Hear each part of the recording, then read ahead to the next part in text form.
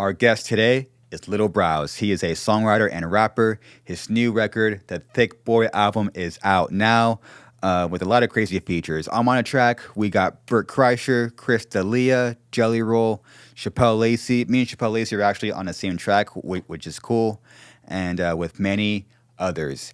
If you want to keep this going and support the podcast, you can by supporting our sponsors. So check out their links in the description below. This episode is brought to you by DistroKid.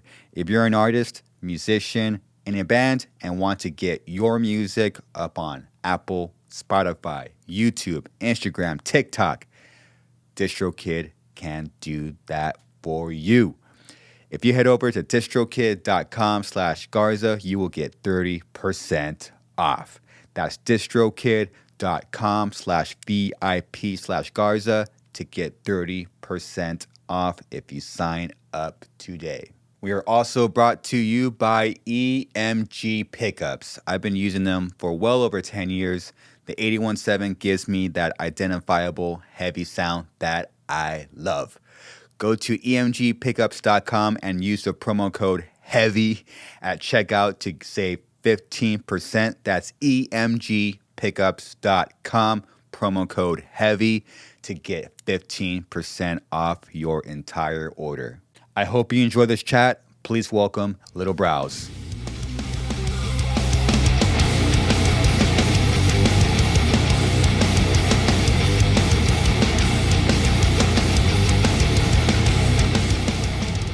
I'm born, raised in Corona, so that's where the Monster, warehouse is, like the HQ. Right. So she works down the street from where I was, I still live at. Oh, damn, that's what's up. Cool. Well, today we got Lil Brows, dude. Yes, sir. The record came out Thursday. Yep. Congrats. Thank you so much, bro. Thanks for being on it. Yeah, man. We did a track together. Yeah, we did. And you crushed. You shredded. This man brought so much equipment to this little house, and we were running wires all the way through the bathroom to the kitchen, and it was so sick. I gotta say, that was the first time I even seen or heard putting a guitar amp in a bathroom. Right. We did what we had to do. It's like, where we're going to put it? Hey, fuck it. Hey, fuck it. It The was great. acoustics in here? Yep, the acoustics are good. Let's do it. It was great. I mean, I got to tell you, man, I'm very honored that you invited me to play on the track. Shout out to Bass God. Yes. For tracking it and to be on a track with Chappelle Lacey, which I never even thought about. Yeah, man. And then it came up and just naturally. Yeah, man. And that dude, Bass God, Reed, he's my producer, and he's also a huge fan of yours, huge fan. Oh, wow. OG fan. He was had you guys on the MySpace top 5. And MySpace top 5. He was OG fan, so I think it meant a lot to him, because when I said you might be coming through, he started fanning out. And he works with a lot of big artists, so he's never really he's an engineer, so he's just sitting there doing his thing. Yeah. And producer, very talented. But when I said your name, he's like, oh shit, for real? Really? It was sick. Yeah, Honor. So that meant a lot to him too, man. Dude, it's funny. I posted, I saw Brendan Schaub and Chappelle Lacey at the Brea Improv. Mm-hmm. And then I met Chappelle, and I posted those pictures of that show. And then this guy, Reed, hits me up on a DM saying, "Oh, dude, I work for him. I do some tracks." And I thought he was kidding. That's so funny. I think you're the first person to make him fan out. I thought he was kidding. I'm like, he doesn't fucking do that. Right. And then shortly after that, I got hit up by you. Yeah. Saying my producer Reed. I'm like, oh, it's that dude that I ignored his DM. You're like, he wasn't fucking lying. He wasn't fucking lying, dude. And you know what? Shame on me for assuming that. Yeah, it happens. Yeah, it happens. Yeah, shout out to Reed. It's Instagram. I don't fucking know what's going on there. Yeah. You know? Yeah, for sure. Dude, shout out to Reed, man. He was Reed is the real deal. Shout out again to Bass God, and you guys were working on the track. Yeah. And something I admire about you, Brows, is that it's a bold move. Mm-hmm. I don't know where you got it from, but you're like, let's talk. You want a FaceTime? Mm-hmm. That's a pretty upfront ask, right out of the gates. Right. But for some reason, it just works with some people. For me, it's like, oh, it's perfect, cool. Yeah. FaceTime. I remember talking to you before. I never ever fucking met you before. FaceTime. What's up, dude? Was pretty bold. You could have just been like, no. I just see my number get blocked. I'm like, oh, very cool, sweet. Okay, It's something about the music to where, you know, when I start a project, and I've started doing these compilation albums, which have been fun, like the Kingless Thing one, the Thiccc Boy one. It's just this random thing where it's like a big compilation of a ton of different artists and comedians and stuff. So I feel like if people, you know, when people say they're down and they want to be a part of it, it feels like once we start working on the music, we're like all on the same team and we all want to see the same end goal of making a good record. So Yeah. it's been really cool, man. And I really appreciate you shredding on that. So. And answering my FaceTime call. So thanks, man. No, thank you, man. I was honored to be a part of it. And you recorded 3 records in 2 years. Yeah. 3 full-length albums. Yeah. We do like 1 record in like 4 years. Right. So I mean, how do you have the capacity, the creative, emotional, mental capacity to do 3 records in such a short amount of time? Yeah. And I mean, you guys make fucking great records, man. I still see myself as just like a shitty little comedy rapper. So like if anyone likes my stuff, then it's cool. So I'm not saying they're like top quality things coming out, but I think the enthusiasm of like being excited gives me the emotional capacity to be able to just like run with it and just keep making stuff. And I also love music. I'm just a music nerd. So I'm always making tracks, whether it's, you know, that gets put out or just for other stuff or just my own stuff. So I'm always just like addicted to making music. I'm like addicted to working on tracks. You are addicted to music. Yes, 100%. You're also, that part also falls in line with you're obsessed. Obsessed, super obsessed. Yeah, Man. I mean, it's like a problem. It's all I think about since I was little. All I could think about is words rhyming, and you know, the first time I ever started making music, it came out as rap. But I also love so many different genres that I just love to make the record good. Like I want the song to sound great. So however I have to do it to get to the end result is like how it'll come together.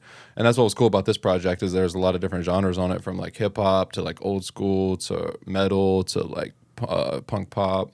You know, me and Eric Griffin have a track on there that sounds like a Nate Dogg record because they call him the Nate Dogg of podcast. So I tried to like spin that in there. You did. So yeah, it's just like, I just love music, man. I'm obsessed with music. So it's really not, I mean, the back end stuff I'm learning a lot. Like, I'm sure I'd love to pick your brain on this, just what all goes into like creating a song and putting together an album and then promo, like all the shit. So that part I'm learning, and it's been hard, but it's been difficult, I guess. But as far as creating, I love it. I just love it. I could definitely tell. Yeah. You know, you can't put out that much music. To me, it's very, it is top quality and sounds great. Oh, thank you, man. So to me, because I'm been jamming all 3 of your records all week. Oh, dude, thanks so much. Just in the gym getting fucking pumped, dude. Fuck yeah. That song Flames. With Chen, yeah. Yeah. My favorite tracks of yours are the songs with Chin. It's They're probably the best ones. Hannah Baron. Yeah. And Flames. Those ones get me going, dude. Right. It's so Well, good. Chen can actually sing, so he makes them good. They're like actually good. Wow. But yeah, shout out to Chen, man. He's fun to work with in the studio, and his range is insane. Dude, Brows, walk me through this process, because I want people watching and listening to really know your story. So you're from Ohio. Yeah. And then you moved from Ohio to LA to get sober, correct? Yeah. Okay. Yeah, from the Midwest, just a Midwest kid, grew up in Ohio, small town, like very small town. Like my graduating class had like 60 kids in there, like very small town, like Southern Ohio next to Kentucky. Yeah, just grew up like that. And I was always just into like discovering new music. And I had an older brother that put me onto a lot of shit. So from the gate, I was like 8 and he was like a teenager, and he was putting me onto Limp Bizkit, Marilyn Manson, rappers, Eminem, Bone Thugs and Harmony. Like he was just very in tune with the music scene, and he was like kind of a nerd with it as well. So he got Napster as soon as it came out, and he's downloading all these different songs, and he's just like flooded me with all this new music. So I think growing up, even though it was like a small town and kind of confined and like in the Midwest, I was always like exploring like outside influences, you know? So that's what it was like growing up there, but it was cool. I had, you know, my friends there and had a lot of fun. And then I did end up moving to LA to get sober, because back home I ended up, you know, getting into drugs and partying and just trying to escape. And then shit got kind of bad there. So I found out that I could go to a treatment center, went out to California to get sober. It just kind of restarted, and Yeah, ended up getting sober out here. Came to LA to get sober, which is kind of fucking backwards, but you know, it worked. That is backwards. Yeah. People leave here to I know. man, all the, like the temptations here Yeah. are unreal. So were you? How did that thought process start for you? Like, okay, like I need to leave. Well, I mean, I struggled a lot. Like I was definitely like an addict. Like I was, you know, using opiates and just getting fucked up. And it all started with just partying like super hard, you know. I would just like party all the time, get drunk and smoke weed, and then it got into like harder stuff. So I think once things got really bad to where I ended up like homeless and like went to like, you know, I was in jail and I was in detoxes and just not doing well, you know, like really fucking my life up. So I think once I hit like a bottom, it was pretty easy to see that I needed to do something, Yeah. you know, like I just looked up one day and I was like, I have to change something. So yeah, once I hit the bottom, like it was easy to be like, I need to figure this out and go somewhere to try to get my shit together. Wow. Yeah. So you realize with your bottom, My bottom, yeah. and your rock bottom is a very dark and beautiful place. Yes. At the same time, you Yeah. either choose to look at your own darkness and be like, okay, this needs to be a change, or Yeah, you could man. go fall even more into that. Yeah. And you chose to actually fucking leave Yeah. and go damn near clear across the country. Yeah. Yeah, and it wasn't my first attempt at getting my shit together, man. Like, you know, I tried over and over again to get sober and to change my life. But I kept just like having these relapses and just regressing.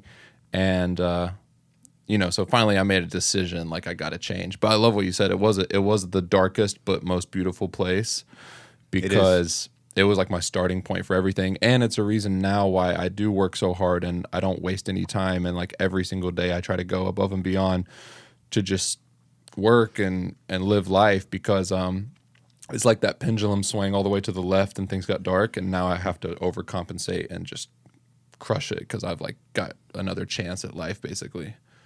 You got another chance, man. Yeah, man. It's And cool. I'm not trying to make this like too dark or I don't know what type of, you know, what type of fan base you have that's like, you know, I don't want to make it too, I don't want to kill the vibe, but that is This a is the part of my vibe. story. Yeah. This is the vibe, Sick. dude. Let's Fuck do it. yeah. Fuck yeah. So I mean, yeah, man, on some real shit, it got very dark. I was fucking doing opiates. I was doing heroin. I was doing anything, man, and just like trying to escape. And I hit some very low lows that just felt like just straight desperation. And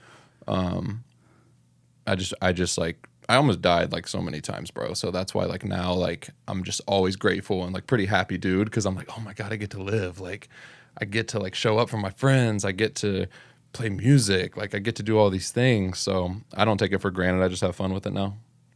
Wow. Dude, I personally, maybe some people also watch and listen, I never done heroin. Like, what is that like?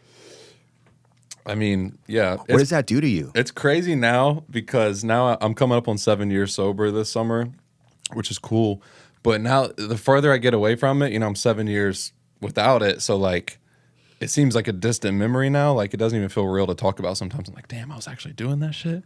But yeah, man, it just like, I just loved to escape and numb out. That was my thing. Yeah. I wasn't really like an uppers type of dude. Like I liked to chill and I'm already pretty chill, but I just like to even get more chill. So I was like doing downers. And I think once you start playing around with that, man, it really is playing with fire. So I was, you know, using things that were accessible to me in my town, like opiates and like oxys and stuff. And then once it got too expensive, I started like buying heroin. And then, yeah, it was just the ultimate for me. Like it was the ultimate like escape and like way to numb out. And like I said, it doesn't even feel real sometimes because it's like been a minute, but that's what I was doing. Yeah, that was like a past life for you. It feels like it for sure. You know? 100%, man. I say this all the time too. It feels like the day I got sober, this is just for me, the day I got sober and decided to switch my life up, that feels like where I got a second chance and like where I started. Like I feel like a completely new person, but with like a different perspective because I saw that like all those dark times and stuff. So like I just have this sense of gratitude now that I didn't have before. Wow. Yeah, man. And when you're in that process of, I mean, you're I assume you were in treatment when these things were happening. You're getting sober, and do you find like your brain's just rewiring? Yes, It's just- 100%. I mean, would you even argue it's still doing it? Yes. Same. Yes. Same, Yes. dude. It's crazy, huh? Yeah, it's fucking wild, man. And I don't know when you started like your process of like the rewiring, you're just whatever, you know. But like, Yeah. there's like different times that like are like checkpoints. Because I remember at like 2 years in, that's when like shit started to kind of balance out. Dude. Yeah. And then like 5 years in, that's when like it was like a cognitive like switch. Like I started just being aware to like other things I wasn't aware of. But physically, for like the first year, I didn't feel like right. Like it was like a long time. It took a minute. What was the feeling like? The feeling was like I got dependent on those opiates, and then I just didn't feel like myself without them. Like I didn't feel relieved. I didn't feel comfortable in my own skin. So I couldn't even like stand around like people. Like if I was like in a circle with other dudes, I'd just be fucking twitching and like uncomfortable and very insecure. And Yeah. if I walked in a place with other people, I'd just go straight to another room and hide out. Like I just felt uncomfortable in my own skin. So not until like a year in was I starting to be like, oh, okay, I can kind of be myself and just like live normally. Yeah. So it's like you were using like the numb out escape to basically not be yourself. But, Yeah. But so it took you a while to actually to be yourself. Yeah, Right. exactly. Yeah, so it took a while to learn how to do that shit again. It was like a relearning process. Yeah. It's a thing, man, to be comfortable in your own skin. Yes. It is. You seem pretty comfortable in your own skin. I see the same thing in you, man. Thanks, dude. It takes a while, man. Once you do like the rewiring and like, oh, this is who I am. Yeah. You know. Did you feel like you were, did you have some of those same things to where you weren't able to be yourself, then you switched it up, and then you got really comfortable with being yourself? Like, how'd that work for you? Actually, yeah. It's as cheesy as it sounds, just like embracing, like leaning into the thing that you think people are going to judge you for. To the way your voice is, to the way you talk, to when you're maybe hyper or maybe when you're quiet, just Right. embracing all that stuff. I'm like, wait, like the more you do that, the more people actually like you. And it's weird. like the coolest shit too. Like I Yeah. love when people are just able to be themselves, or like they're into certain things and they like geek out about their own. You know what I'm saying? Like Yeah. when people are really into something and like not scared to like admit it. I love that shit. I love like the, I like to see the things that make people like happy and that they actually like, you know Totally. what I'm saying? Not just like what everyone else likes or Yeah. what they think is going to be cool. And yeah, man, I think for me, that's when I started having some success in music too. Like, I've always made music my whole life. Like since I found a way to record myself, I've been recording myself. Like since I was like 10 years old, I'd have a little microphone in front of a speaker and be rapping or singing or doing something over a speaker. I'd be at my friend's house. They'd be like trying to do stuff. I'd be like writing songs. Like I've just always loved to record and make music.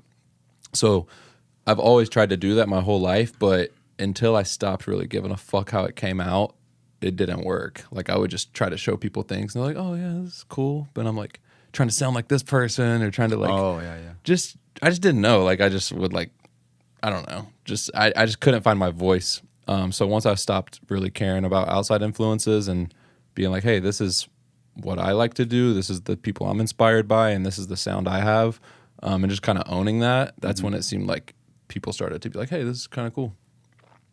Interesting. So it's funny, like when you find your own sound, that's when you get a reaction from people, like the most reaction. Yeah. It's weird. Yeah, right? That's Yeah. cool, man. Yeah, and that's something that I admire about you, Brows, which you leaned in to what you are and who you are, when I think in most cases people will do the opposite. Like let's say, so when you send this parody rap video to your favorite podcast, and then Schaub just says Lil Brows. Right. Most people, and I've seen it, will actually lean away from that. You lean towards what you are. Right. And that is fucking badass, man. Thanks, dude. It's cool. And then you took it and you ran with it. Yeah. That's so badass. I just thought it was funny as shit. I'm like, I'm not going to overthink this. I'm just No, gonna dude, run you with it. can't. Yeah. No. It was funny as hell. And like, it just happened at a cool time because I love those dudes, man. I love Brendan. I love Theo. Like, when I wasn't making music, I was watching podcasts, and I'm sure you can relate to a lot of, especially if you're in the studio all the time or just like around music all the time. Like you don't want to listen to music all the time, so you want to listen to like podcasts and comedy. And Yes. I'm such a huge comedy fan too, and I want to talk to you about that too, man, because I know you are as well. But I would just always be watching their shit. So when they were like, "Hey, like come do this," I was like, "This is way funner than like what I was doing, just trying to, do the normal LA, like try to make music and try to figure out how to market it." Like I was just like, this is way funner, man. It feels like more like myself too. Like, so it was fun. It was a no-brainer. Yeah, and you found which is hard for people to do. You found an other lane. You found a new way to do things, and that's what I fucking love, dude. Is to find like what's a new way to do things, and I think it's important for people to see that artists, Yeah. Yeah, that's been the most exciting part about all this, to be honest. Like, I just wanted to create some new shit and be innovative and, like, make a new lane. That's all I wanted to do. So it's been fun. I don't know where it'll go, but it's fun right now. So we're just running it. Yeah, so for anyone that does not know, so you, in 2020, during the pandemic, King and his Thing, which is one of your favorite podcasts. Yeah. My favorite podcaster, Brennan Schaub's on there. You sent... They were having a rap competition, correct? Yeah. And you sent, which this also ties into what I want to ask you later, but I'll do it now, is you sent a rap video of yourself, and they loved it. And what you did, which is what most people don't do, is you sent raw talent.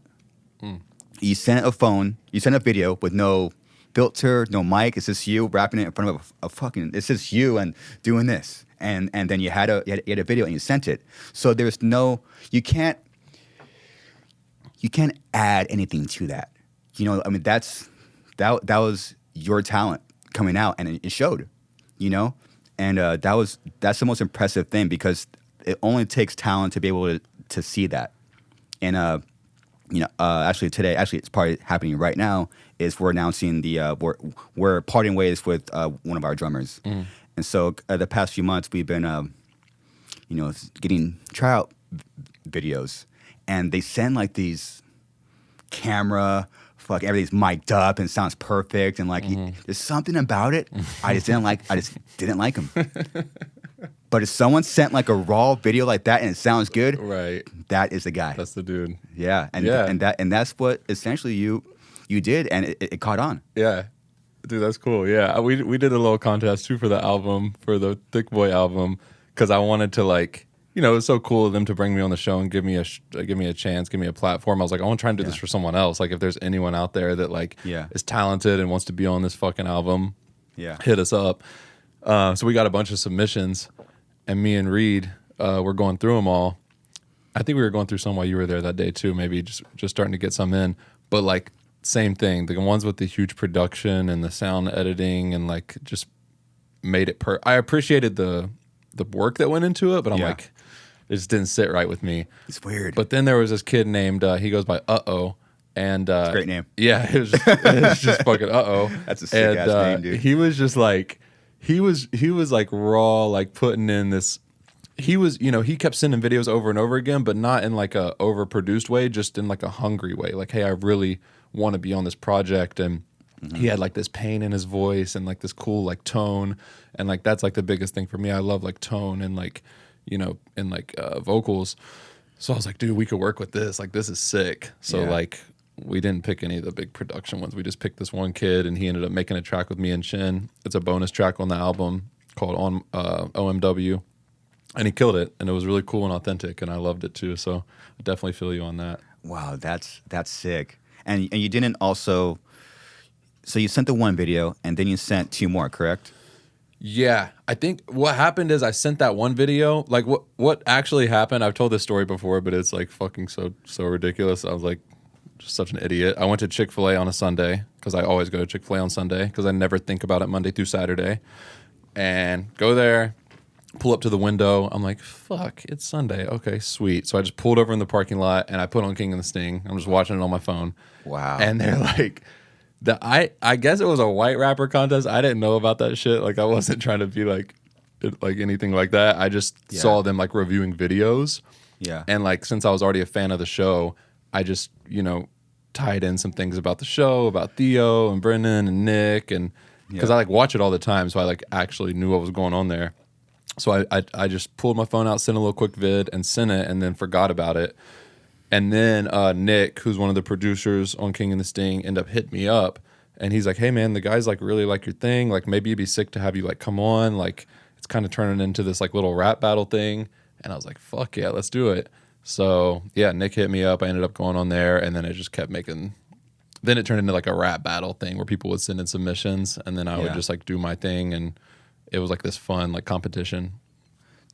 Dude, what was it like for you to walk in that studio? And then was that the first time you met Theo and Brandon? Yeah. What was that like, dude? It was cool. I didn't really think about it too much. I just fucking went in there and said what's up, and they were super chill.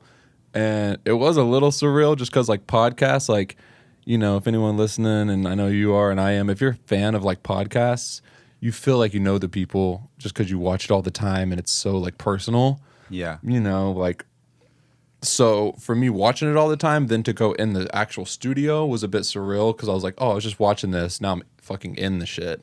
Like that part was a little crazy. Yeah. But yeah, as far as meeting them, I just, you know, just went in there, didn't think about it, and they were super down to earth and cool. It was fun. That was rad, dude. Yeah, it was tight. And then how did the ideas for a full album start to come out? Yeah.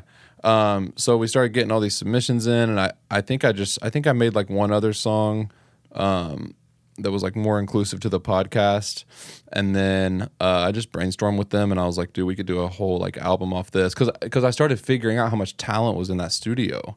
Like I didn't really know, like, because Chappelle was just starting to come on there. Yeah. You know, Chin's always sitting behind the tables doing his producing thing. Mm-hmm. So once this like music element was added, and I was making soundtracks for them essentially, like I'm like, oh wait, fucking Chappelle's super dope and plays guitar, and like Chin can sing. Like this is like so cool. So we started kind of all collabing, and I was like, we could really do a full like album. And those guys are in such a unique position to where everyone loves them, and you know, Brendan's got all these connections in the comedy and hip hop world, and Theo's loved by like so many different types of people, like musicians, and like they're friends with like all these people. So it kind of was like this perfect storm of just this cool world that came together and crossed over with music. So we were able to get Jelly Roll on a track. Paul Wall was a fan of the show, and I'm like, dude, I grew up listening to Paul Wall. Like, wow, if we can get him on a verse, let's definitely do that. A couple other people on there.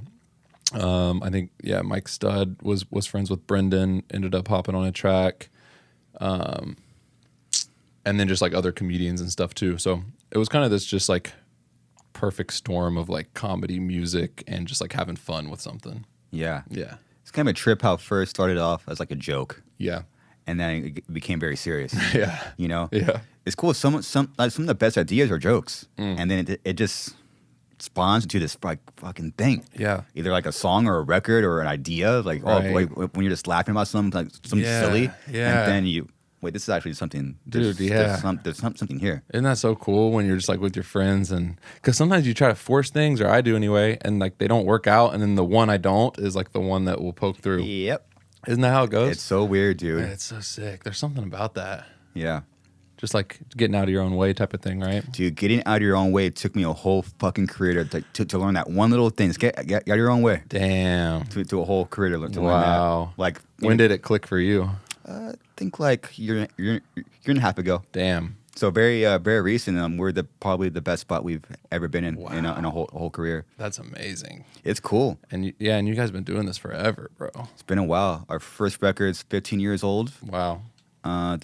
The band's been going for 20 years, and you know when you try things, you make a lot of failures. A lot. You basically fall on your face, and then hopefully, if you're intelligent, you'll it's not a failure. I mean, I'm just going to learn from that, and then we just kept making all these failures, and a lot of them were very public, but making all these failures. But then after years of making all these failures and trying things out, experimenting. You had I call them a toolbox of things. Oh shit, we know what to do and what not to do, and then just kind of been applying things like little things. Like we did this record with Ross Robinson, and it tanked. It fucking tanked. We lost all our money. Literally, I was living in Venice Beach. I had to move out because I had no money. I couldn't afford rent. I went back with my parents. But when I look back on that record, recording it, all these little things that Ross would say to me were us. They started to click after, and then I started to be able to apply it with our current mindset and current music, like little things like you said something like we were working on like a riff or like recording a track, and then two things were happening at once. One, we were laughing, we're laughing, having a good time, and he said, when you have a deep conversation after something happens, okay, don't fuck with it. What's he mean by that? Like, like sometimes you might overthink something, Yeah. or you might kind of overprocess something that you tracked or a song that you're working on a part. Right. But if it's if you had that spark, just keep it. Leave it. Don't Yeah. stop touching it. I love that. And we literally just kind of nailed that advice like this past 6 months writing this new record. That's awesome. Like, hey, we're jamming in the room, and then we're either laughing or having a great conversation after, like the song or riff. Don't touch the fucking riff, dude. Don't fucking move it around. Don't just keep it there. Wow. And that those tend to be the best ideas. Wow, I love that. And it ties into what you were saying, just getting out of your own way. And it's so fucked up, dude, because it happens in real time too. Like you're literally in the room because we're old school band. We get in a garage and we're all in the same room jamming or like looking at each other. But Yeah, just vibing. just vibing. Yeah. And then you're playing, and then your brain wants to come in and say, "Don't do that," or it won't. Like you want to move a certain way, but your brain wants to come in and fuck it up. When you just want to just let the riff kind of write itself. Right. And like, I don't want to get all spiritual, but Yeah. I don't know what that is. Right, It's dude. like, where is that coming from? What is moving my hands? And my brain's trying to stop that. Damn. And for you, like, I could assume that's like, where are those songs coming from? Where the sounds coming from? Where are those lyrics coming from? And then I imagine for you, like you want to get your own way. Your brain wants to come in and be like, stop that. Oh, yeah. Or do this instead. Yeah. But just let it come out.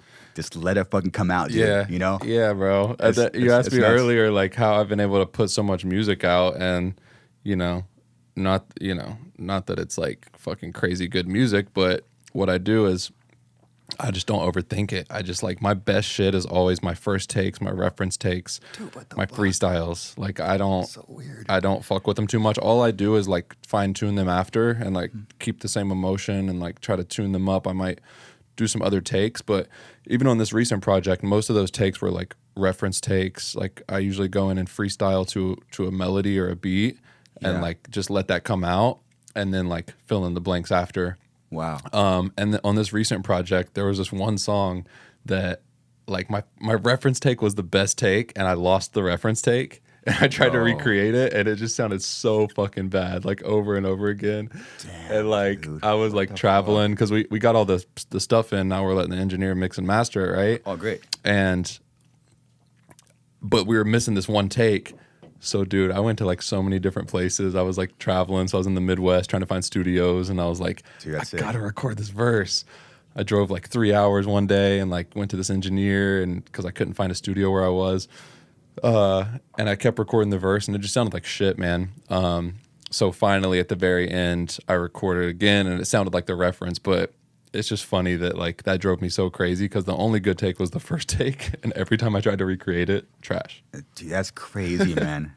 So how long were you sober when you things really started to click for you as far as like songwriting? Like, I mean, you wrote, again, like you had 3 records in 2 years. Like, when did it really start happening? Yeah, I think probably like so a year before the podcast stuff started popping off, that's when I started getting serious about it. And I think I had probably, as far as sobriety goes, I probably had like 3 years sober or so, like 4 years sober at the time. So that whole first like part of sobriety for me, or just part of like rewiring my shit, was just about like learning how to do life first. Yeah. I wasn't really like focused on music too much. I always loved music, but I had to like, you know, I also have a kid. Like I had like a lot of other shit to figure out first. Like I had to get a lot of things back, figure out how to like make money, how to like show up, how to be consistent, even how to like take care of myself, like laundry, like random shit that I was ignoring. You know what I'm saying? Like, because I was just off to the races, man. I wasn't good at living like normal life. You know, I never really could pay attention in school. I just never felt like present. I always felt like I was in escape land. You know, so that first whole half was like figuring out how to just like function as a normal person and be productive. But then, around like 3 or 4 years in, I was like, I want to put my music out. I want to like get serious about this.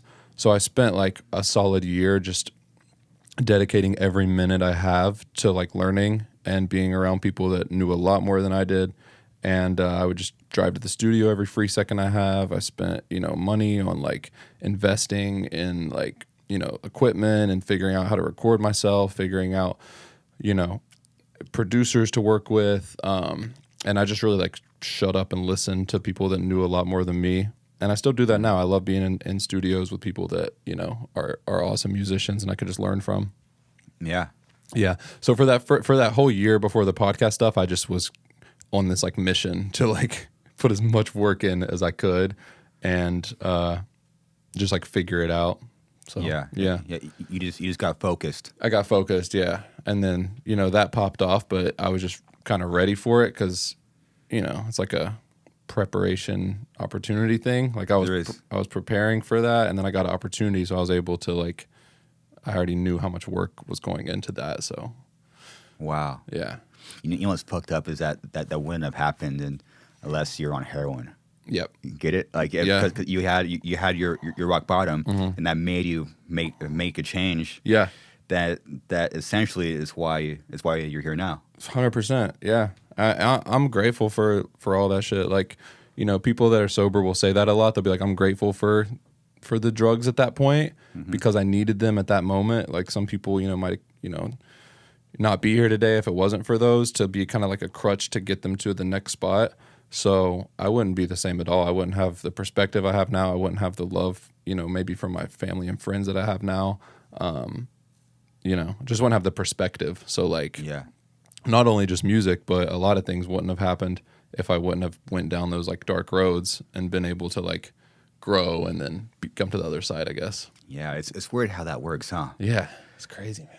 God, you gotta, crazy. And it still happens too. Like, you know, you have your moments at home, and like, you know, it's feeling sad, go out for a walk, and you start just going and it's dark. Oh yeah, you go dark. Oh yeah, and then okay, either I could choose to.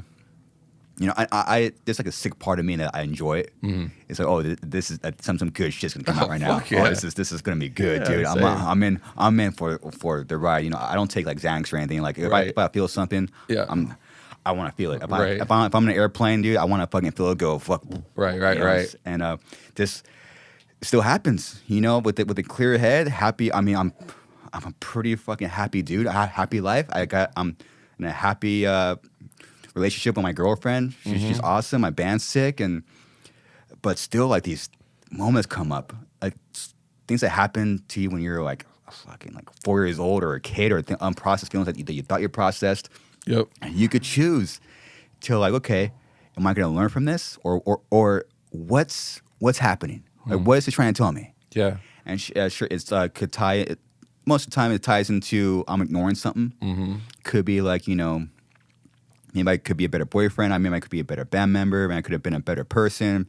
I should listen more. Like, or maybe I should stop being lazy. Like little things pop up, and then you either kind of shut that up with, you know, either excessive alcohol or excessive food or drugs. At some people, or certain type of addictions. But if you sit there in it for a while, that's when some magic happens, dude. Yeah. And you can either take it and it brightens your day. Yeah. You know? Yeah, man. 100%. I relate to a lot of that, dude. And I still do that too, where I'll get these certain emotions and I'll dwell on them. And like, also we're like, you know, we love music and the creative like aspect of things. So sometimes it helps that like those emotions just like It does. feeling kind of different or like romanticizing certain things. Yeah. But yeah, man, I used to really love to play into that shit where I would get these feelings and I would just run with them and like just fucking grind on them all day long. But now I think I've gotten a little better at kind of letting them, like you said, like come up and then pass, and being able to identify where they're coming from a little bit more. Like, you know, usually if something's bothering me, like it's something within me type of shit, you know? Yeah. I remember like something I did early on in sobriety was I stopped talking shit about people because I, you know, was very insecure. Like I thought, you know, I just had this selfish mindset that I thought everything was about me. So if people were laughing, I'm like, they're laughing at me like that. Yeah, you know, I have that. dude. I have that thing. So Yeah. once I started flipping everything, and I'm like, you know, I don't talk behind people's back when they like leave a room or something. I say good things about them, like, you know, that type of shit. Like once I did that, then I stopped giving a fuck. Like if anyone said anything about me, I'm like, first off, they don't care about like I'm not that important. Like they have their own shit going on. Yeah. Second off, if they are, I can't help it. So whatever, like I have to live my life still. So I think just like flipping those certain things internally, like change the outward projection of things. But yeah, it's interesting. It's interesting. Do you find that makes your music better? Yes. I feel like that just makes my music and my life better because I'm operating from a clear space to where I can actually like go from like what I'm feeling to like straight to the track and Totally. It kind of goes back to not getting in my own way because if I'm clouded with all of those like you know judgments or feelings of like whatever, then it does get in the way of creating. Yeah, it does. Yeah. And you touched on insecurities. That's exactly what it is. Yeah. You know, and your insecurity is actually I found a escape as well. It means you're not doing something that you should be doing. You know. Yeah, bro. So I should probably be working on my own music right now or something. You know? Right. I should probably doing something now.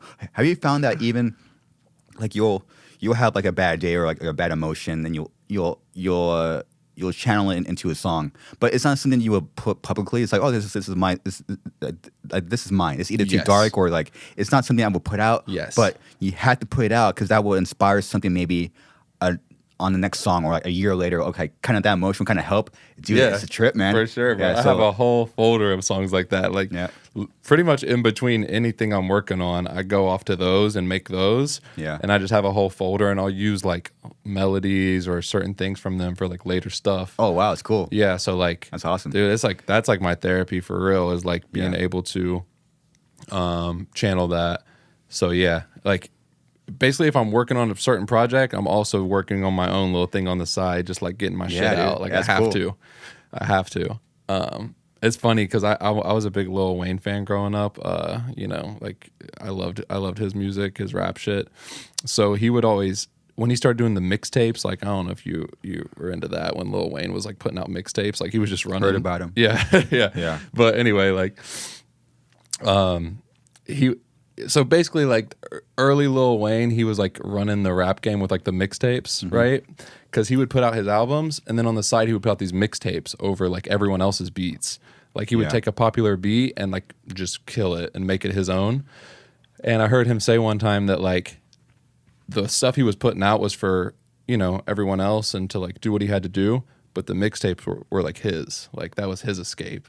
Interesting. So I always think about that because it's like, you know, doing one thing and then also doing something where you can completely be yourself and really put out like what you want. So I think maybe like bridging that gap is the goal.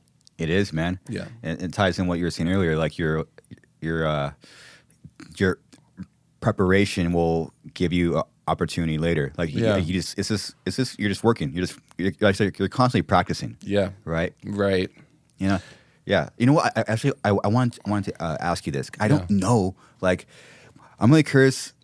That's why I wanted to talk to you. Like, I'm not in like, I guess like your scene. And like, how do you practice? And like drummers could practice their drums and they do like the rolls. Right. I could sit there and practice like a song, but how do you practice? Yeah.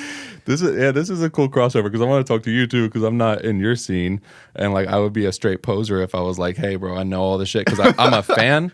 Like I am a fan, but I'm not in the world, you know. Yeah. But it's like it's so cool to me. Like I'm just curious about it. So we could definitely talk about that. But for me, I'm always practicing with like songwriting and like just vocals. Like I can't always practice, you know, I can't always be like creating with producers or like other artists, but I could always be figuring out like, you know, how to make a great song and how to like convey a certain emotion. And I just like draw all these different inspirations from like, you know, so from like punk music to like even like folk, like guitar music to like rap. I just love like figuring out how to take all these emotions and like convey them in a song. So like I could be practicing that all the time. And usually it just comes down to like me recording myself. Like if I don't have shit to work on, like I'm going to like pull up some music and like try to make a song to it. So it's all like songwriting and also freestyling. Like I freestyle all the time and like just think about what words to put with other words and just practicing, like sharpening tools of like creating and basically songwriting. Yeah. So songwriting is your practice. Yeah, I'd say so because I have to be able to like, you know, just make something great. You know, I want to like make, and I never know when it's going to come. So I could be practicing for 10 times, and then on the 7th one that I did, maybe that was like the one that's like really dope. So yeah. Or sometimes you'll be doing that and like you'll have your 10 ideas, but you all suck. And then you'll do it again the next day. They all suck, and then you'll be fucking driving, and the idea will just pop up. Oh, that's the fucking idea. Yeah, bro, 100%. And like for me, like you know, I am really grateful to work with Reed, who like you got to see him in action. He's not only like a hip hop producer, like he grew up like in the scene. Like he's fucking dope with guitar. He can play drums. Like he could play all the instruments. He's great. So when it comes to practice, like we can sit there and create, and like we might do that to where we waste like fucking, you know, hours making like 5 things that just aren't that good. Yeah. But like that's our practice because then on the 6th one, it could be really dope. Yep. So if we wouldn't have done those 5 and like practiced, then we would never have made the last one. That's so dead on, man. It's crazy, huh? Yeah. What about you guys? Like you kind of do the same thing, right? Just creating and like always, yeah. I find that you're just practicing for hours because as a like a guitar player, I could sit there by my house alone, just like do like practice on the songs. Or I like practicing along to like a click. It's just boring as fuck. Like, just like make it solid. Dude, boring shit. But then hours and hours. And so by the time we're in the room, you're just ready. Right. You know, you're tuning up that skill. Yeah, it's crazy. And what's your guys' creation process like? Does it just look like a jam session vibe until like something's clicking, or like how do you guys create? Either someone could bring in a riff. It's pretty much all of the above. Either someone could bring in a riff, and then that could be like the meat of the song.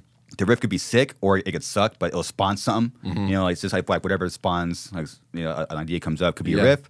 We could be freestyling. Yep. We're all just making noise. Yeah. And then someone will play something like, oh, fucking play it again. Ooh. You know. And like everyone clicks too, huh? Yeah. They're like that.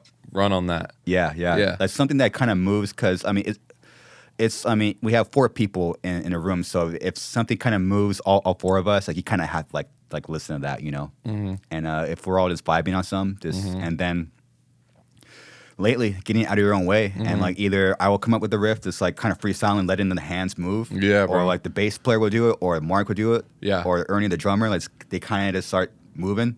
Then all of a sudden, like a song is there. Yeah, you know, a riff come out of nowhere. It's just it fucking blows me away how little I know about songwriting, because like it's like where did that fucking riff come from, dude? Bro, yeah. It's just I'm like I can't take credit for it, even like no matter how fucking successful we might be at sometimes. Like I can't take credit for that. It's like being there. I'm like, where that? I love that. That's not me, dude. That's like my favorite shit ever.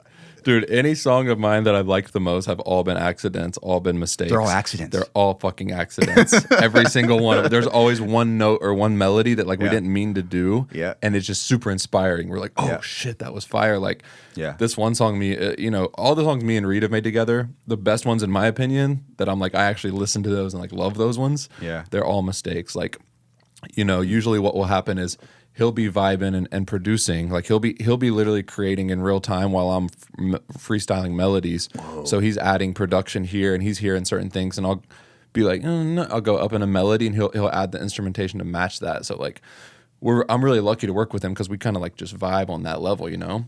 And he's quick too. He's very quick. That's like one of the things, and you know, so I'll be freestyling melodies and he'll just like be like, now this needs this right here. And sometimes we'll start off making like some shit that might be like what you would consider a rap song that will just straight turn into like some fucking rock shit. And then, Yeah. you know, he'll be like, no, I want to put live drums on this right here. And I'm like, okay.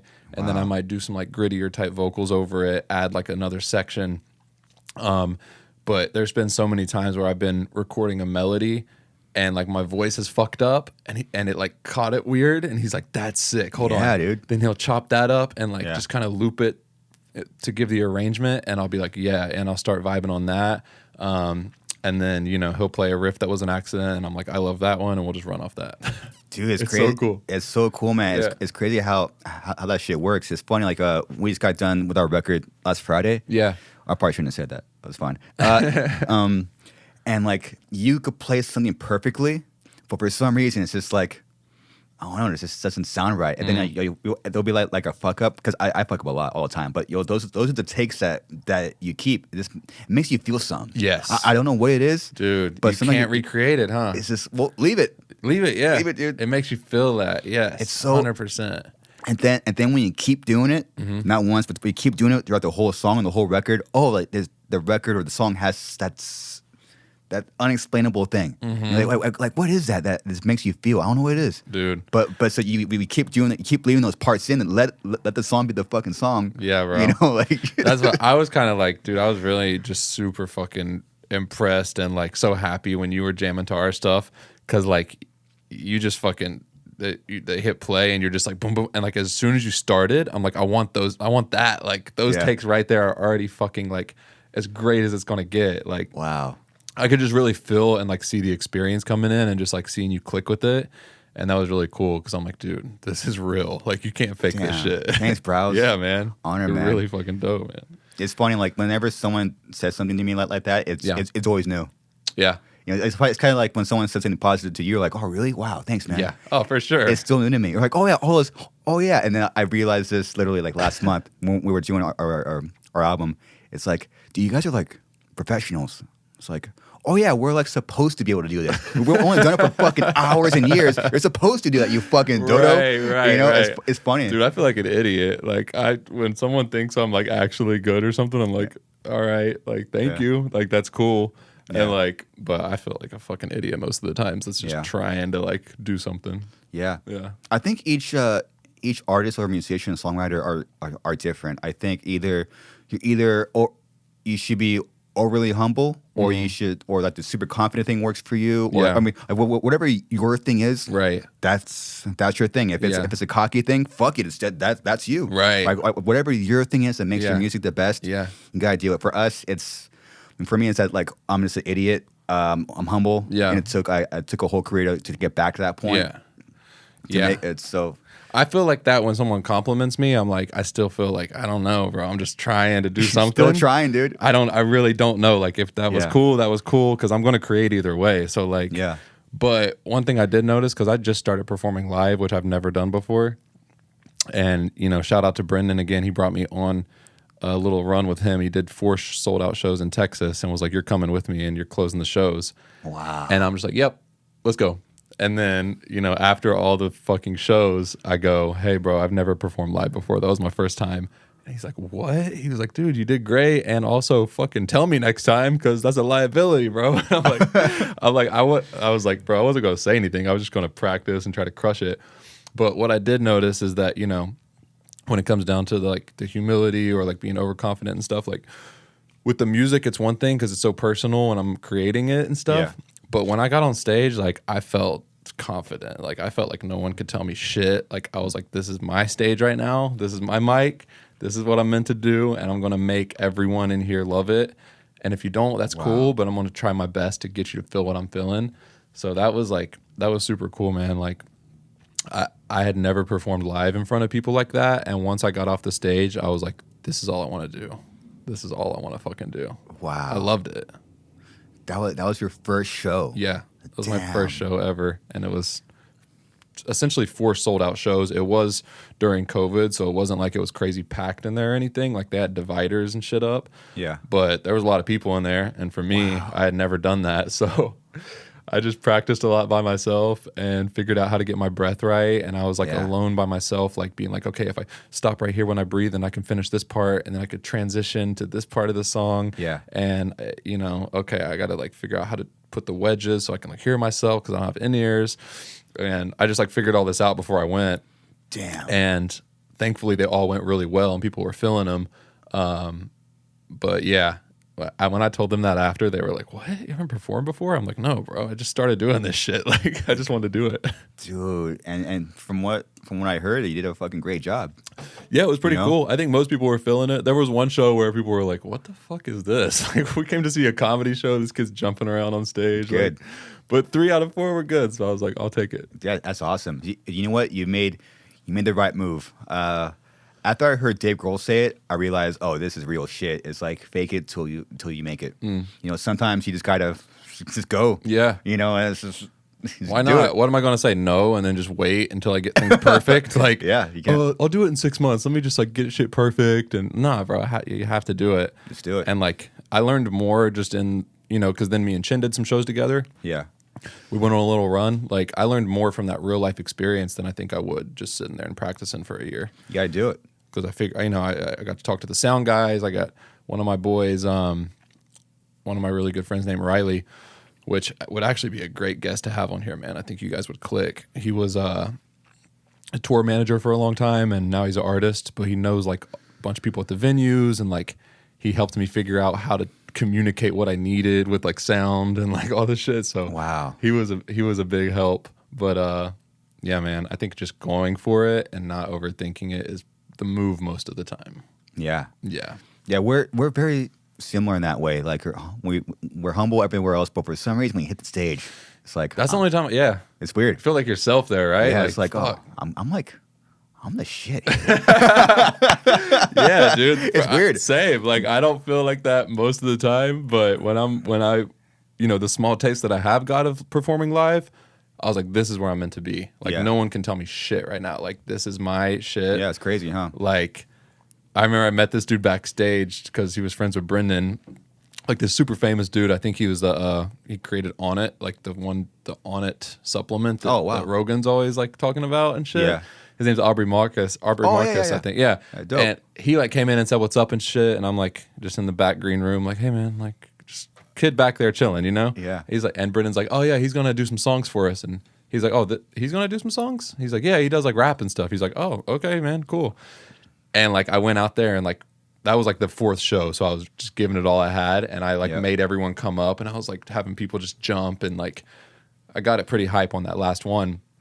And afterward, that dude came up to me. He's like, "Dude, I don't know who you are, but it seems like you're meant to do this. Like you really seemed like you were in your zone there, and you got me excited. So that was cool." That's dope. Yeah. Man. So I don't know. Love performing live, man. I hope I get to do it more.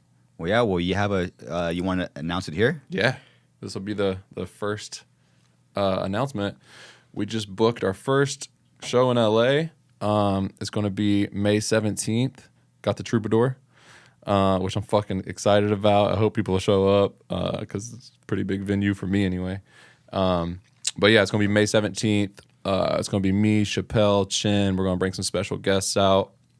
And doors open at 8. May 17th, Tuesday at the Troubadour. Wow. Concert. That's going to be a sick show, man. Yeah. Dude, I know you'll probably be out of town, but if you're here and you could slide through for a minute and just jam on like one track, that would be epic. That would be pretty epic. Yeah, let me know. Dude, that's fucking... Dude, congrats on that. Thanks. Congrats on your first LA show. Congrats on getting 1 million streams. Yeah, on the Kingless Thing album. That's weird, huh? People are listening to it. That's cool. It's always weird, huh? Yeah. Like, wow, like you see the numbers go up. Yeah. You're like, whoa, people are listening to that. I know, it's trippy. It's always a trip. Yeah, and so many people are like, 1 million streams though, like you probably don't get paid like that much off that. I'm like, not really. Like it's just 1 million for the whole album, but it's just cool that it was like a podcast album that like people are actually listening to. So that shit's pretty tight. That's the first of its kind. Yeah. Wow. Yeah. First thing of anything's pretty cool. It is, dude. Yeah. It's like because you always say, well, I fucking did that shit first, man. Right. Yeah. It's so weird. I don't know what the fuck is going on. That's so crazy, man. Yeah. Yeah, man, it was just cool because I fucking love podcasts. Like, I'm a podcast geek with that Same, shit, dude. right? And I love music too. So why not merge the two together and see if people like it? Dude, yeah, we're doing something different, but we're doing the same thing. Right. Trying to merge our music with podcasting somehow. Yeah, man. It's crazy. It's really cool. How long have you been doing yours? I know you said you just moved into this space like not too long ago. And shit. Yeah. We're going on a second year. Awesome. My Congrats. goal, thank you. My goal last year was to do 26 episodes in a year, which is basically every 2 weeks. Mm-hmm. And when I did it in 6 months, I fucking got burnt out. Yeah. I was doing the audio, like the videos, I got it in the camera, the whole thing. Damn. It was nuts. So I was like, okay, That's a lot of work. And then now we're back consistently every 2 weeks. Mm-hmm. You know. Wow. Congrats, brother. Yeah, thank you, man. That's awesome. Love it. It's another way for me to be myself. Yeah. I'm kind of I realize I am a fanboy. I am kind of a punisher. As far as what? I like asking. Have you ever heard the word punisher? I don't really know what context you mean, but Okay, so like sometimes you'll meet like a fan or something, or someone will just ask you questions and question, boom, question. And I mean like they won't stop bugging you. Right. But you know what? There's a part of me that's like that. I just want to go up to a guy and be like, start asking questions. Boom, Right. boom, boom, boom, and be that guy. Well, I mean, what better way to translate that into a podcast? It's like, well, this gives it like an unspoken thing. I could just do that. Fuck yeah. It's like, damn, I can fucking be it. Dude, Idiot. Yeah. I got ask all the questions I want, and it's totally cool. Yeah. It makes sense. Yeah. It fucking makes sense. Yeah, I'm kind of the same way, man. I love that stuff too. Like I try, because I've done a couple podcasts. I do like Chappelle's podcast a lot and stuff. You did his podcast too, right? Yeah, that was awesome, man. Yeah. Fucking shout out to Chappelle. I love that dude so much. Love him, man. It's so cool that we all did a track together. Yeah. And what a great dude too, right? Love him. He's such a good fucking dude, man. He is a unique, special dude. And, Yep. and there's something about him. I want to hang out with him more. There's something about him that just draws me to him. I don't know what it is. Yeah, he's such a great, authentic dude, man. And like, just me being able to be friends and know him for a couple of years now, like he's always like that. He's always consistent. You know, he's just always shows the fuck up as a good person. Like, cool. Even if he's going through some shit, he navigates it and he shows up for you as a good friend. And that's like such a good quality to have, man. It is, man. Yeah. So yeah, he's gonna open up for us too with his band. He started a band called Mad Peaceful, which is very fitting for him and his crew. Mad Peaceful. Mad Peaceful. So dope, dude. And they're crushing it. You know, they're newer. They've been working really hard. They rehearse all the time. They practice all the time. They've got a few good tracks lined up, and they jam. So he's gonna open for us, and then it's gonna be me and Chin on the headline. And we're gonna try to bring out some special guests for whoever wants to come. So I think it'll be a fun time. Well, if there's anyone that could get together, special guest in a big way, Brows, it will be you. Because I'm gonna try. Try it. You just did it. I'm gonna try to get him out in person now. Wow, dude! Like literally, the record came out this past Thursday. You got how many people are on that record? It's way too many features. It's Dude, ridiculous. Makes no sense. Dude, it's a Thiccc Boy album, dude. Yeah. Holy shit! My girlfriend always gave me shit, but now to be like a kind of a part of it is pretty cool. Yeah. Brows, thank you for this hoodie. Yeah, man, of course. I got a Thiccc Boy hoodie, dude. Yeah, you're on the album, so you got to rep it now, bro. I got a fucking Thiccc Boy hoodie, dude. Thank you. Go, You know what? of course. I gotta fucking put this shit on, dude. Yeah, rock it. So I actually have it now. It's fucking dope, man. Yeah. It's cool. Yeah, man. Look at this shit, dude. Thick boy. You know what, dude? And I love pizza, man. You know. Yep. So I'm just naturally thick. Yeah, man. Oh, I fucking love pizza too. That looks great, bro. Pizza, burritos, the whole nine. Rough it. Yeah, man. So Boom. hopefully we can get all the, some of the features to come out. It's one thing getting them on a record. It's another thing getting them in person, but we'll try. It is. No, Yeah, dude, if there's one person do it, it's you. yeah, man. Do you? Which I'm pretty guilty of this too. Like sometimes, every once in a while, you got to kind of look back on what you've done. Mm-hmm. You know? Mm-hmm. So, oh shit, like that happened. Like we did that. Yeah. You know? Yeah. I made a lot of, which actually turned against me. Like not really enjoying like those crazy moments that happen. Like they kind of just fucking flew by. Yeah. I need to learn it more. You have to like slow it down and then have moments like you look back and like, damn, I did that. If I did that, why can't I do this? Right. You know? Yeah, I definitely need practice at that. I'm not that good at it, and I think I'm trying to get better, but I need to learn it. Yeah, because it's hard for me to celebrate wins. I just fucking move on to the next thing, and like, Yeah, it's tough. I did have a moment right when this album dropped because it was a Yeah. lot of work, like trying to fucking coordinate this whole shit. Dude, I can only imagine, man. So right when it hit the streaming platforms, Yeah. I fucking celebrated by myself for like an hour. I felt so relieved. Dude, that's dope. Because I was having some anxiety about it because we tried to drop a single before the album came out. Yeah. And the shit got held up right away because it has some big names on it. So like the Yeah. distribution platforms were like, is this really this person? Like, Oh, yeah, yeah. you know, because like Mike Stud's on there. He's got like fucking shitload of streams and followers now. So like yeah. all this shit started getting held up and it wasn't coming out. So I was like, dude, if this gets held up and doesn't drop, then it's gonna suck. Like it was just tripping me out. Because we lined it up to where it would drop on the same day as Brennan's special, and it would be like Yep. this whole like inclusive thing. Absolutely. And which shout out to Brendan right now. The Gringo Poppy, his special's out. It's fucking dope. I don't know if you've seen that set live and stuff, right? yeah, yeah. I know they were. You learn with comedians that they do those shows to like get ready for like a special. Yeah. So yeah, it was cool to hear like those little bits. Oh wait, that's the fucking Right, so it right. was so cool, man. Yeah, I know. And I like, you know, I go to like a lot of their shows, so I forget people haven't heard that content yet. So I'm like, dude, this is gonna be great for everyone to get to hear this. Yeah, So, so dope. so we set it up to where it would all drop on the same day, and then we started seeing things getting flagged. So I was tripping. So I was just like, dude, if this doesn't drop, then I'm gonna be fucking pissed because we just put so much work into this shit. Damn. So the moment that it dropped and I woke up and I saw that it was up and everything was good, I did like celebrate and I was like, fuck yeah, I celebrated the win. I was like, dude, I'm proud of myself. I'm proud of Reed for like sticking through this, and I'm so grateful to everyone that was a part of it.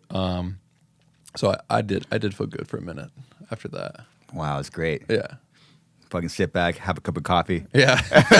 Man, I'm raging right now, dude. Holy Just by myself. I'm like, I'm shit. so fucking raging right now, dude. God, Just I'm so- caffeined up. I'm so fucking cool, dude. I'm so fucking sick. I'm just by myself in a room.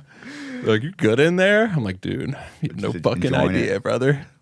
Yeah, it's crazy how you got those scares because you don't even know until you do it, and then little things pop up. Yeah. Oh, shit's getting flagged. Like what? I know, it's scary. I'm like, it dude, is. fuck, man. Like, I don't want this shit to fuck up. I want it to just be seamless. Like, Yeah, it's tough. yeah. And like, that's the stuff that does give me anxiety. Like, because we were talking about the creation process, you know, Yep. being able to flow with all that. When it comes to like the technical stuff, like releasing music, putting it out there, performance, and like how the sound comes across and all that.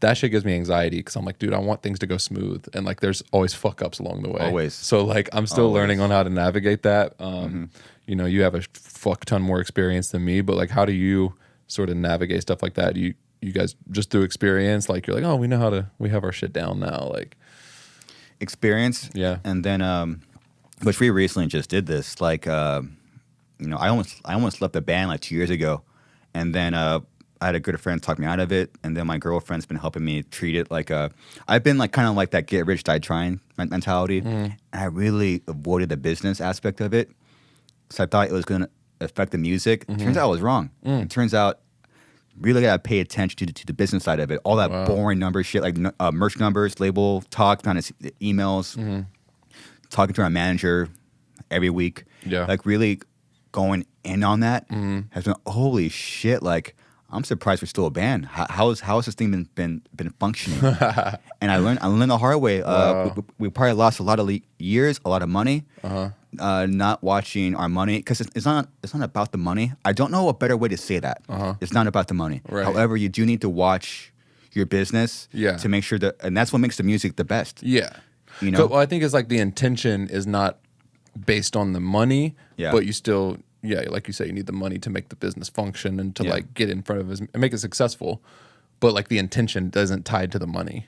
Exactly. Right. Exactly. Yeah. And just really paying attention to those numbers and little details, and just to grow something. Like obviously, if you're an artist, or anything, like you never stop growing, no matter what. So there's always going to be new problems. You get little things. You're like, I can't believe I'm in this position. Right. Like, and combination of experience, combination of you're learning in real time. Like for example, someone asked me like, you know, like what have you done in the band that you didn't think you would ever do? And I was like, be a therapist. Like during our last tour, like there was some beef between two band members, and one guy wanted to fly home, and we're in the middle of a fucking tour, and it's Right. like it's always worst case scenario. Like, just woke up, I wanted to fucking you want to have your morning, your time to start the day, to make sure your day is fucking solid, but You got to sacrifice that to now solve this problem. you fucking wake up and shit's going down. Yeah, and then you got to fucking adapt, right? And say, well, you got to adapt in real time. You don't have that. You got to be flexible in real time and figure it out. And okay, got my coffee. Had a conversation with this one member. I was like, I never thought I would be here. An idiot like me. I'm having a deep conversation with someone. I'm essentially being a therapist. Yeah, man. And like, damn, I never thought I would be here. Yeah. And then that makes you look back at your life like, oh shit, like I'm able to kind of do this because of the years of practicing, like cheesy shit, but years of reading books and years of sacrifice of getting like your mind straight to make, this is why I could kind of do this, because of the years before of like, you like being sober. You could kind of be ready for when like you get like these curveballs that are constantly happening. Curveball here, curveball there. It's just like, what the fuck? But, Right. but you gotta figure it out. Yeah. I'm sure you get asked, you're around some really cool people with Chappelle to Brandon. Like you probably ask them, like, they're just constantly probably trying to solve problems. Right.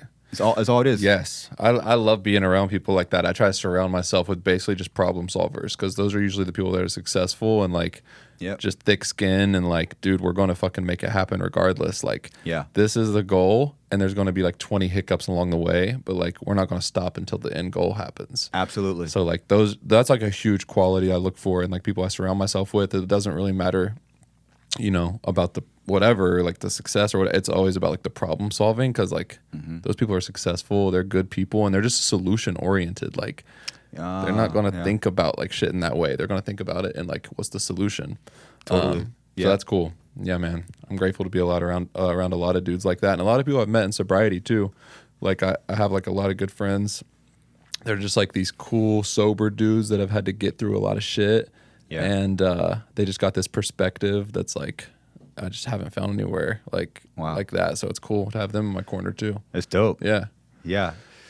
As when you get older too, like the people that are around you, like, wow, this is a little bit different. How did this happen? Right. It's crazy. Yeah, that's the shit, man. Just like all different perspectives. Yeah. Yeah, it's sick. And asking questions here and there and just listening. Love that. Right. Dude, I think I suffered a lot when I was younger from just have this like I know mentality. Oh, dude, you're fucked. Yeah. Yeah. Just like hardcore, like, just the way I grew up and shit. Like I had everything I wanted. Like, I wasn't like super rich or anything. I just like had a good family that gave me everything I wanted, like super normal childhood, So I had this like mentality that like, I had this like importance or like this pride thing that like if someone would try to tell me something, I'm like, yeah, but I already know this. Like just that starts. Dude, yeah. That shit in the front of my brain just starts before I could even get to like this like humility spot. So I had to really work a lot. Like a lot of my self-work was cracking away that shit to like, I don't know. Like someone's telling me something, even if I've already experienced it before, or like I think I know, like let me just wipe that shit away and like listen from a new perspective, because they might teach me something that I actually don't know. Yep.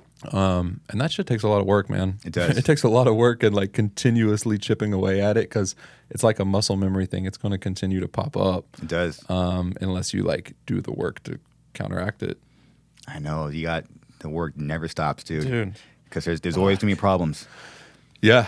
There's always problems. It never stops. It's exhausting sometimes, but like if you chip away at it, you get these like moments of freedom where you're like, oh, sacrificing that to like have this freedom is like, it's so great, man. It's so great. That's all it is. I'm sure that's what you learned. Everything you want in your life is all through sacrifice. It's like how much are you willing to sacrifice? Yeah. Yeah. That's all it is. Yeah, man. Right. Yeah, it's cool. It's like lifting those like burdens and then having like relief after, and like you actually feel fulfilled if you like do some hard work, like some hard shit. Always do. You got some purpose. Yeah. Like, because if you take the easy way out and just like seek that comfortability, you're not gonna feel good about yourself. You're not gonna like feel proud or even feel like relief and like relaxed. No. It's always like taking the harder route, but Yeah. then being like, damn, I did that. Totally. Yeah. I've always wondered how people, like more successful people, like feel, because when you're constantly doing something new, you're always kind of, at least for me, I'm always kind of like uncomfortable. Because I'm always trying to do something new. I'm always doing something new.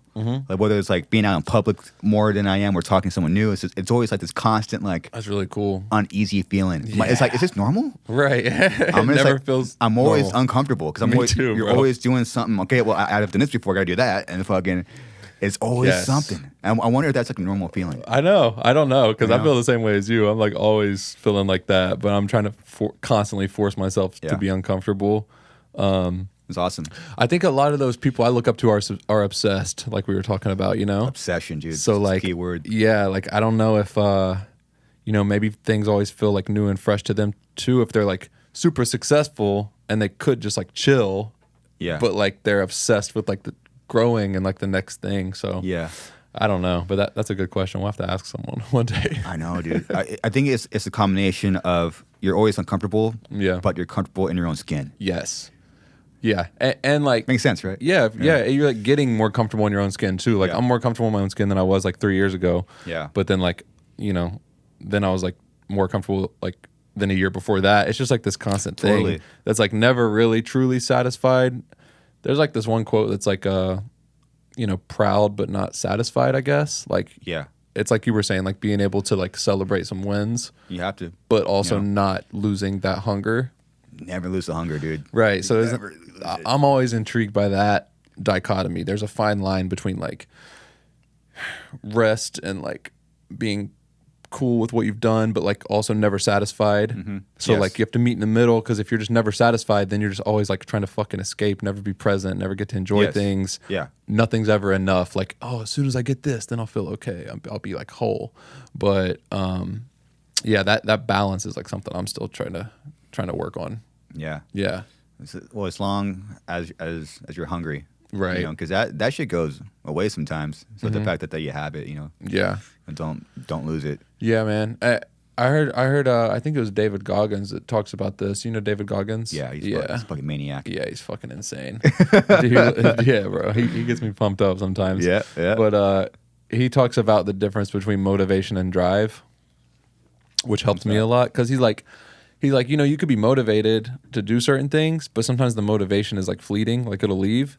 Oh, it's true. Yeah. But if you're right. driven, like the drive is more like long term, to where it's like he always says like fuck motivation, like you don't want to just be motivated because that'll just leave. But True. if you're driven, then you have like this long term marathon that like you're not going to quit, and you understand that the things are fleeting, but you still like have the drive. Wow. So I like that How cool, those two man. things to think about. That helps me think about it sometimes, because I'm like, it's like a marathon. It's like just sticking to it. Sometimes know, I'm not dude. gonna feel like it, but I still get up and do it.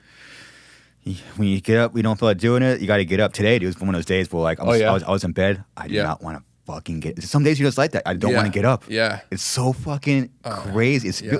It feels like there's something on you, like it's like pushing you down. It's yeah. it's so bizarre. I'm I like, felt dude, like that yesterday. I was kind of just weighed down a little, like So weird. tired, like didn't feel like as like fluid as I normally do. You know what I'm saying? it's so weird. It never goes away, dude. I know. So, but something makes you get up. I don't know. Fucking Yeah. it's something, Yeah, bro. it's something fucking makes. And makes now you we're get up. like in the flow. Like got to do this. Yeah. Got to come chop it up with you. Yeah, yeah, that's bro. cool, I was man.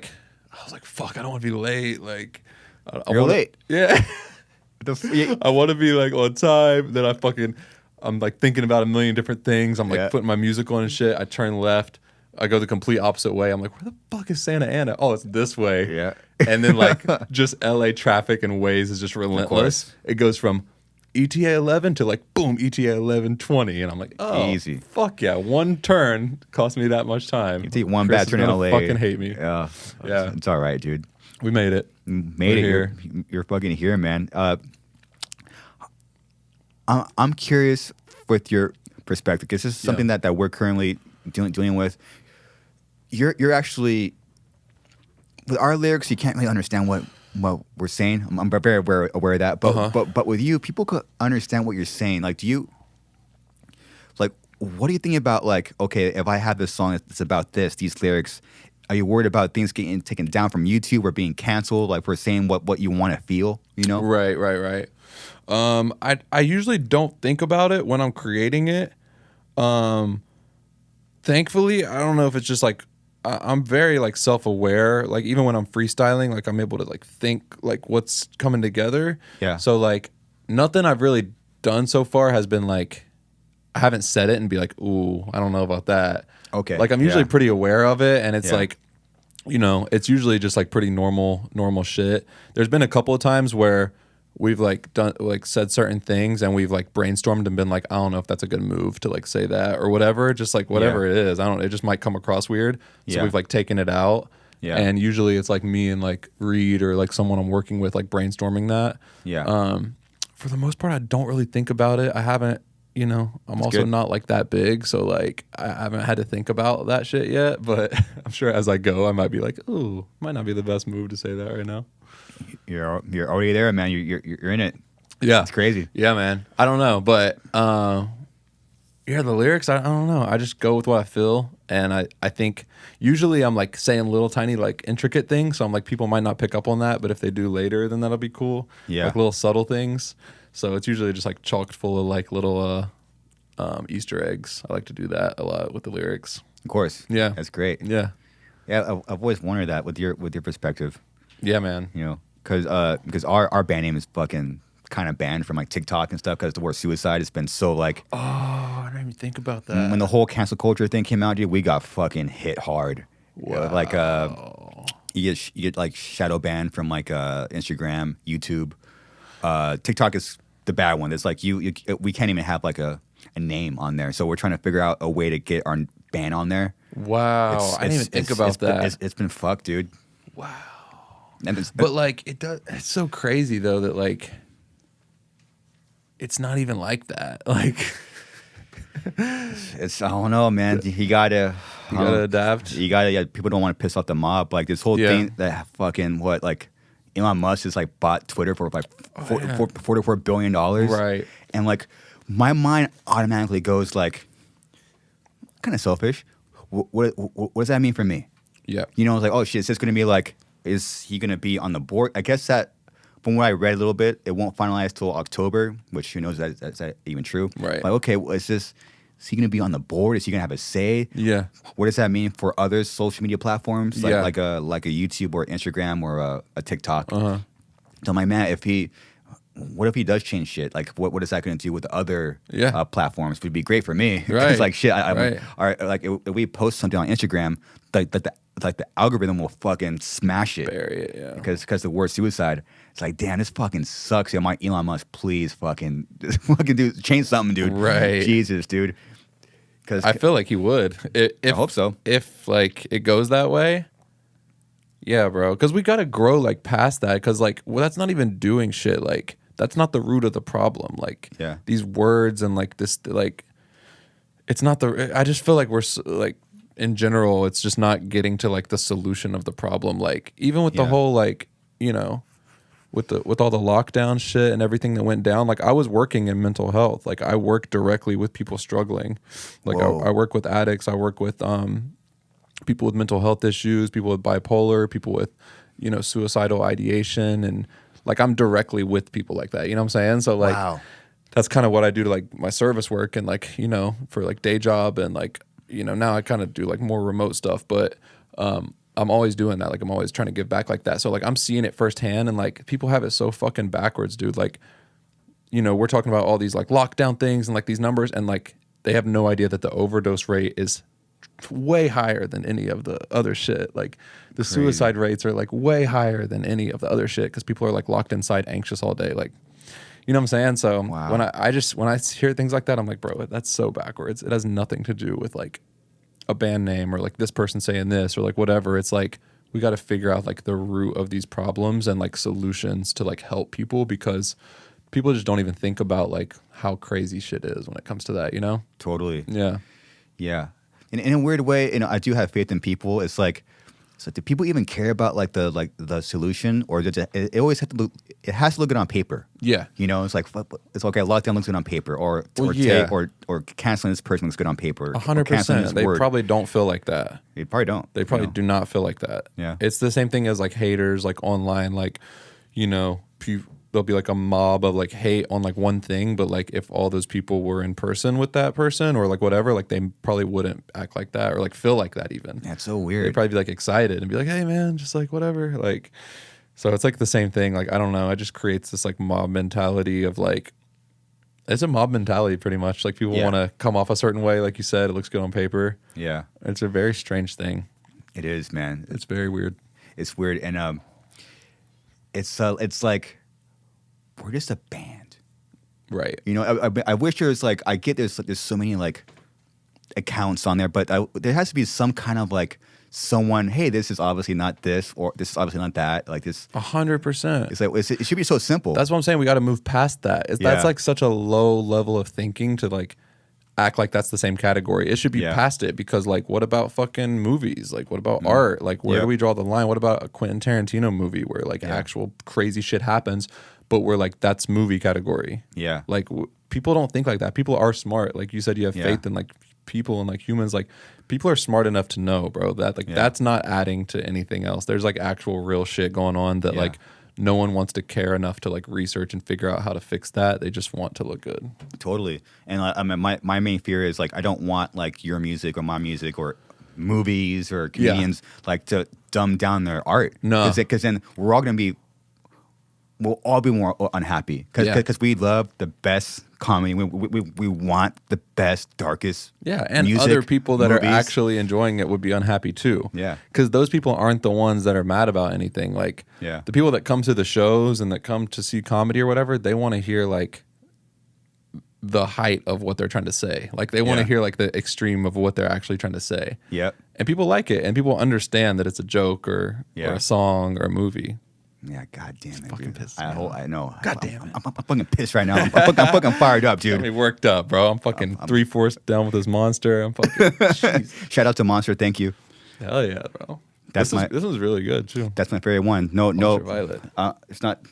It's no coincidence. I mean, just the purple one to me tastes better, you know. Dude, yeah, we got the purple lights popping, purple monster. You got the vibes right in here, Chris. Dude, Thank it's great, brother. dude. No worries. Well, Well, Brows, I want to thank you for doing the podcast, making the drive down. Of course. The new record is out now. You did a phenomenal job, dude. Thank you, man. It sounds awesome. Oh, bro, that means a lot coming from you, because I know you fucking aren't bullshitting me, and you know music, so that's cool. I'll take it. Love it, dude. It's fucking heavy. And thank you for hopping on the track and shredding on fucking the Chappelle song, man. I love that track. I was listening to that on the way down here. Just so fucking like the bass with the guitar just sounds so cool. crazy. It's a very unique sound. Yeah.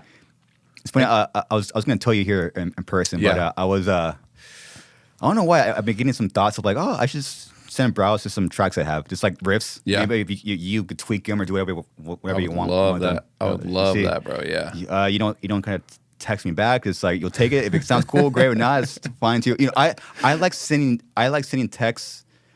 And not expecting answers back. Me too. Like, Me too. I'm saying this because want to see what's up. Hope you're doing good. I'm the same fucking way, I'm bro. expecting a.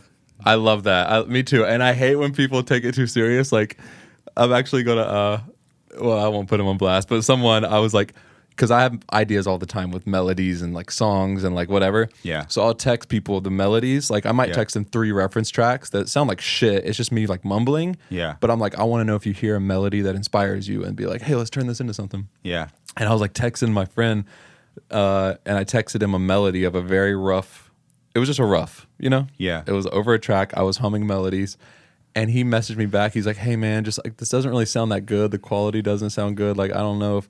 And I'm like, bro, this is just an idea. Like, don't even fucking text me back. If you like it, take it. If not, let's move on. Like, yeah, of course. I want to text you like 50 times until you're like, hey, I like this one. And I'm like, cool. That's what I was looking Love for. that. Yeah. Love so it, I'm the dude. same way. That's hilarious. Yep. And you understand, dude. People are fucking busy, dude. Oh, yeah. People are busy. It's 100%. 100%.